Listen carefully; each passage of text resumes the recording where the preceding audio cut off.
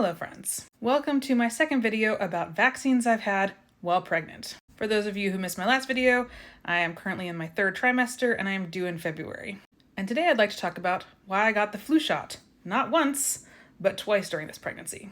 So first off, let's debunk some persistent myths about the flu. One is, I think because we have classified all of our medications as cold and flu, that people think that a cold is the flu, or that the flu is a cold, when the reality is, the flu is nothing like a cold. And we are currently in the midst of what is a record-breaking flu season, not ironically following another record-breaking flu season. 24-25 was the worst flu season of the 21st century, and 25-26 is on pace to break that record. And I'm sure it has nothing to do with the fact that the average American has had 5 COVID infections and currently has essentially chronic immune system deregulation. Or at least their bodies never have a chance to recover from their last COVID infection's immune system deregulation. But I digress. Nationally, we seem to be coming down from our first peak of the year, but we expect one more, if not 2 more, and that peak surpassed the 24-25 season peak. Yay! And almost the entire country is still in the midst of moderate to very high transmission. So how does this relate to getting vaccinated while pregnant? Well, pregnancy makes you especially vulnerable to the flu. Biologically, to prevent your body from rejecting a foreign entity, your fetus, your body suppresses your own immune system to help you survive pregnancy. But that makes you especially vulnerable to infections while pregnant, which is why they strongly encourage that you get vaccinated for the flu while pregnant, though every single person can benefit from a flu vaccine at any age. My OB's office gave me the flu vaccine relatively early in September, when I had just entered my second trimester. But we know from research that the best time to transmit antibodies to your baby is during your third trimester. So this year I actually got 2 flu shots. One during my third trimester so that my baby, born in February at the peak of flu season, will also get some antibodies and hopefully be better protected since they can't get their first flu vaccine until they're 6 months old. But protecting myself and my baby from the flu is important. Flu infections while pregnant are associated with preterm births, low birth rate, higher instances of neural tube deformations when infections happen in the first trimester.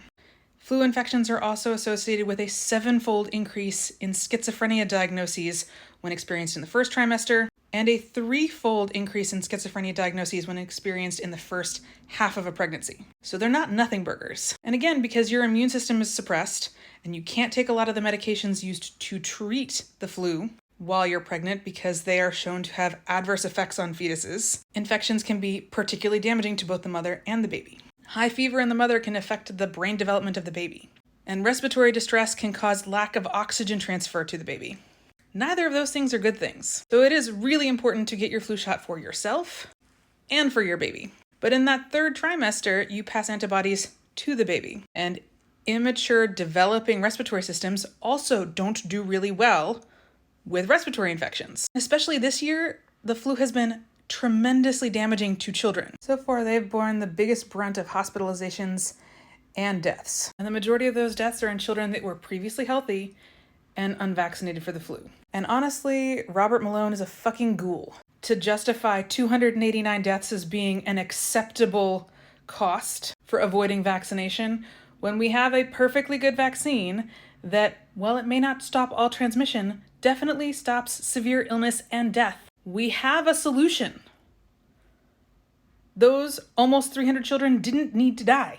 And also, bird flu is still out there. Even though our government is hardcore practicing don't ask, don't tell, don't look, it's still ripping through farms and killing hundreds of thousands of birds. So high circulating flu A, specifically H3N2, and circulating H5N1 and H5N5 increase the risk of a crossover event, a recombination event, where a bird-adapted flu remixes with a human-adapted flu.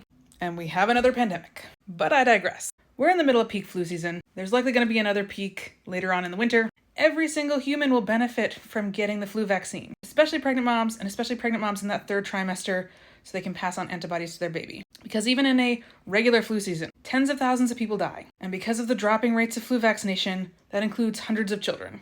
And anytime you can prevent one of those deaths, prevent a hospitalization, prevent stress on our healthcare system, prevent potentially catastrophic healthcare costs to you and your family, and prevent the suffering that comes from even a non-fatal infection, why wouldn't you do that?